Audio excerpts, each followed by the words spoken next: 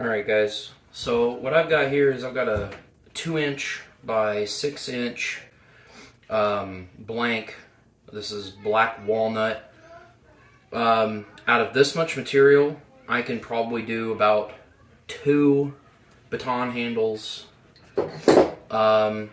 This one's got a little bit of an uneven cut on it, but we can still make that work, because what I'm going to do first, I'm going to leave this part here square. I'm going to leave it in the chuck. I'm going to take my roughing gouge. I'm going to make this part here a nice cylinder shape. I'm only going to make the handles today. I'm working on a better system of making the birch shafts for the actual tip of the baton. I am using these pre-made little these dowel rods. These are made of birch, so they're nice and smooth. They're nice and hard. They're not very easy to break. And what I'm going to do is I'm going to basically take this and I'm going to kind of cone it out. I'm going to make the tip of it nice and pointy, and then I'm going to just kind of gradually shape it just like this, depending on who this baton is going to be for. It'll be, you know, however long they want it, typically somewhere between 13 and 15 inches. I prefer my batons to be about 14 inches, so the tip of the handle right here on my knuckle, and then going here to the inside of my elbow. But everybody has their own preferences, so I'm gonna wait to make the shaft there. I'm waiting on something to come in that'll make it easier for me to make that a nice smooth tapered shaft. So I'm gonna just do the handles today, which is probably the more time consuming part. Like I said, this is a 2x8 piece of black walnut. This is gonna make, once it's finished and shaped, probably going to rub it down with shellac or some linseed oil. It's going to bring out that grain. It's going to be nice and dark, so I think it's going to look really, really nice. And then whoever wants this baton, they can tell me whether or not they want it white shaft or leave it the natural wood birch shaft, which I'll finish the shaft as well with some shellac or some linseed oil. Anyway, so let's get started. So this is my small roughing gouge. I kind of had to make this one myself out of another tool that I got. I have a couple different sets. This one's got a nice broad edge on it, but it's not too big. So what it's going to do is, as the lathe is turning the wood, it's going to actually start cutting off these long, sharp edges. And as I'm doing that, it's going to start taking this nice cylinder shape instead of this block that it is now.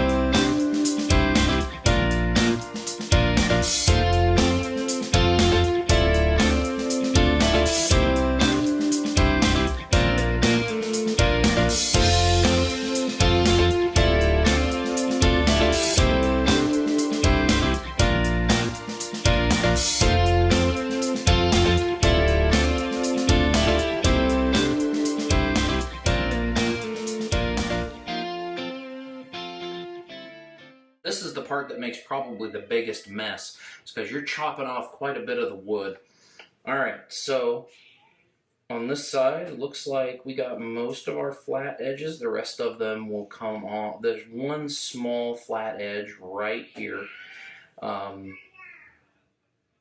that will come off as we are doing the rest of our shaping. So, done with the roughing gouge here. Alright, so here comes the fun part, is where we begin to actually shape the wood a bit. So what I am going to do is I am going to take this chisel here, and I'm going to start cutting from this side. I think I'm gonna make a little mark here where I want to stop cutting, just so I don't cut too far. Thinking about kind of the size of my hand and the size of most people's hands, I think I'm going to go probably about 2.5, 3 inches on the handle. So, okay.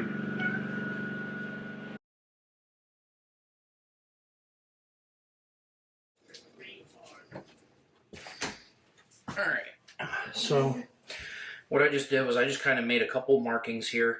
Looks like I can actually make a couple different, I can probably make about 3 handles out of this one piece.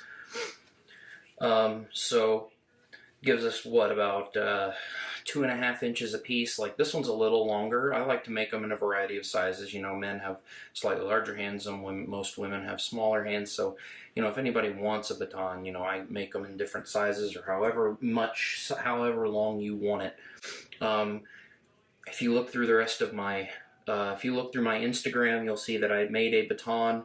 The handle was quite large. It was made of maple with a birch shaft. It was actually kind of a reverse design, where it was a light colored handle with a dark colored shaft. I made that for my assistant director.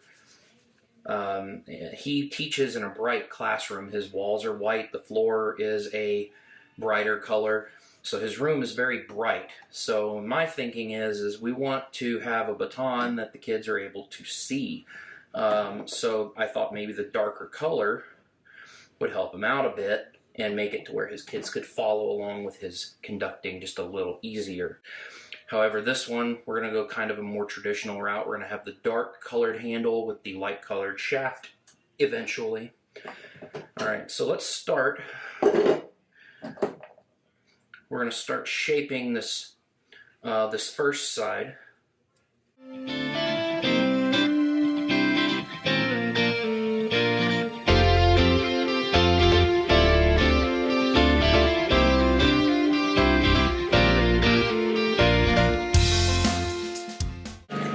Now, as you can see, I'm kind of working, and it's kind of making this vase shape right now. To kind of help out with what I'm trying to do, I'm going to make a cut here at the top. I'm going to kind of cut this down a little bit more.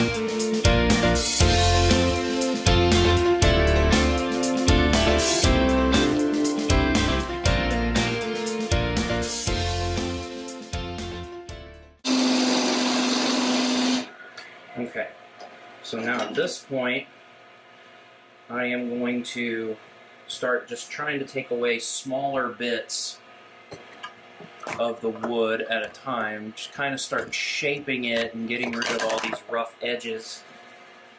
Now there may be somebody who wants these kind of ridges and cuts and stuff in it, but that's kind of not what I'm going for right now. I'm going to use a smaller spindle gouge here. This is a smaller piece, so I'm going to lower my tool rest now just a little bit.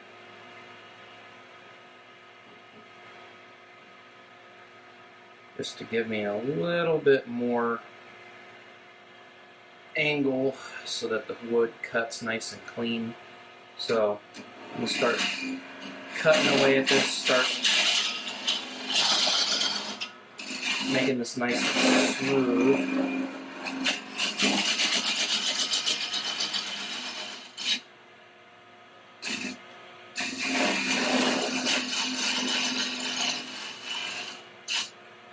You notice I'm just kind of taking the tool and I'm just kind of rotating it. I'm not really moving it up and down the tool rest. I'm trying to get this nice curvature right here. So I'm just going to take it and I'm just going to run it right along. Take the bevel, move it down, get the cut happening. And this is where I got to start being a little more worried about fine detail.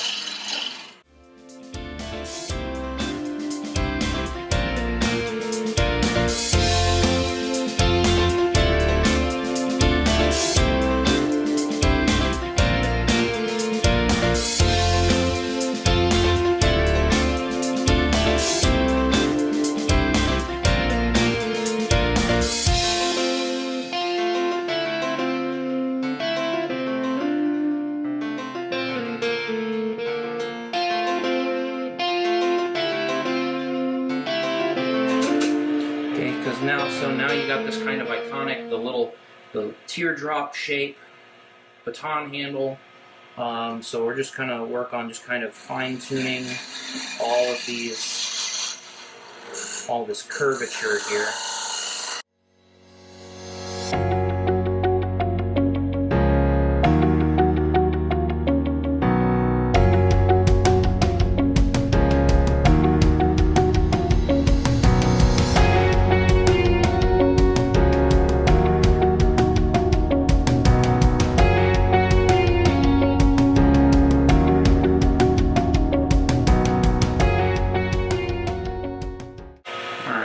So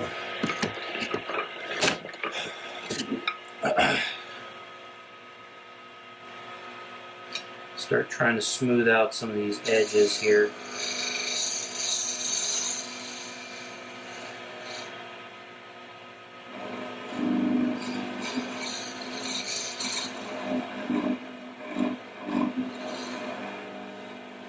Put a little nub here, make it a little bit easier for me to drill that hole in here to put the birch shaft in here. So what I'm doing now is I'm using this tool to kind of smooth out some of the edges. It's really not going to cut into it much unless I use the tip. So what I'm doing here is I'm just kind of trying to get rid of a lot of these extra edges, and I'm also going to use this to try to round out this bottom end just a little bit here.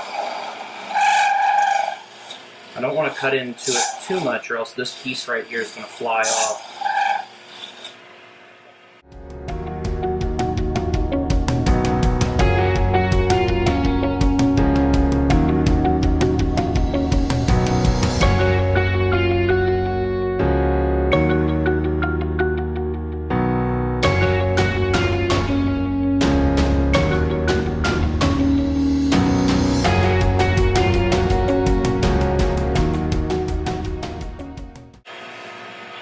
So we got a nice rounded shape happening here, this nice teardrop bottle shape. It's kind of ended up being another, like a smaller one, but you know, for some people that's what they want. I'm going to weight the handle. I have different materials that I can use, brass, aluminum, stainless steel, that I will drill in, and I will put it in the handle to make it a little bit more weighty, depending on how much, you know, where the customer wants the weight to be centered. Okay, so as you can tell, I mean, it's pretty smooth already. I mean, I'm not getting cut or anything. There's no splinters happening. There's a few edges that I can feel. So what I'm going to do is I am going to take this and I'm just going to finish this off by running some sandpaper over it. to get it nice and smooth. And I don't need to use a full sheet of sandpaper. I just take a small strip of it. I'm going to move this out of the way. Okay, just take a strip of sandpaper. And this is going to get nice and evenly shaped. And I can kind of bend it and manipulate it however I need it to make sure I reach all of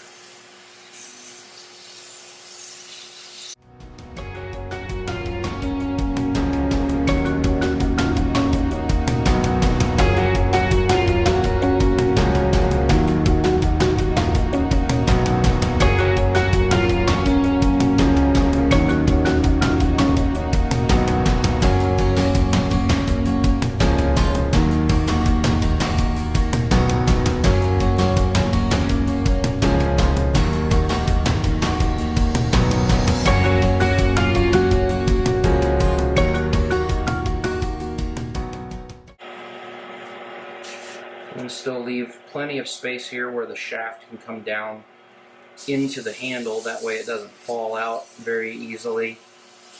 Well, really, we don't want it to fall out at all. So I call this more of like a teardrop shape because it's skinny here at the top and it's more bulbous down here at the bottom. Kind of gives a nice place for it to rest right here in your palm. But really, I mean, a lot of people can come up with a, maybe a different shape name for this. Like I call this a teardrop. If I was to create kind of this teardrop shape, but then bring it back out and make a nice little bulb right here at the top, that's more of what I would call maybe like a bottle shape. So, all right. So what we're gonna do now is I'm going to take just an old t-shirt. I'm going to see if I can get some of this sawdust, this dust off of it before I show you what it looks like with some of the linseed oil before I cut this off. Okay. So it's going the lathe is going nice and slow right now. So let's take a look at it real quick.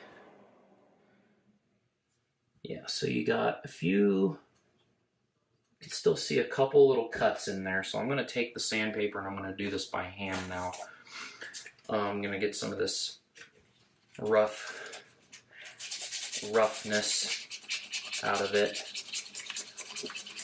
So I'm just going to go in the opposite direction that I was sanding when the lathe was moving. And hopefully that'll get some of the cuts and stuff out.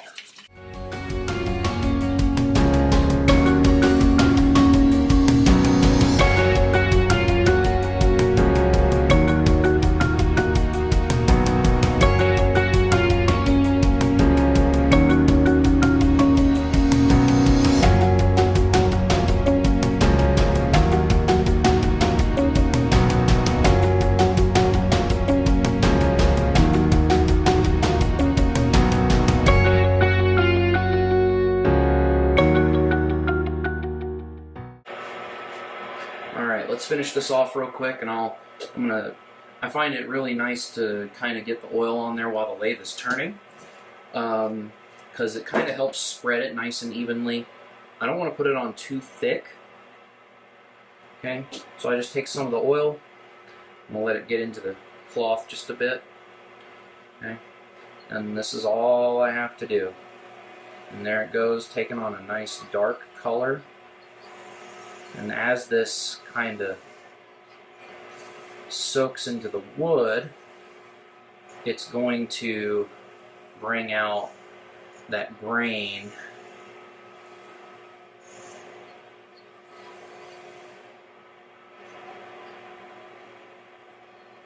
See that big difference in the color of the wood. It got nice and dark. It's got this nice coffee chocolate brown color. Okay. I'm going to use a dry part of the cloth, the shirt here, to kind of get rid of some of the excess. I'm probably going to do 2 or 3 coats on this, and I'm not going to spend the whole video doing another 2 or 3 coats of this linseed oil. But what this linseed oil is going to do is it's eventually going to dry. It's going to continue to soak into the pores of the wood. Then it's going to harden. This type of oil, it hardens. It's going to create a nice hard coating over the surface of the wood.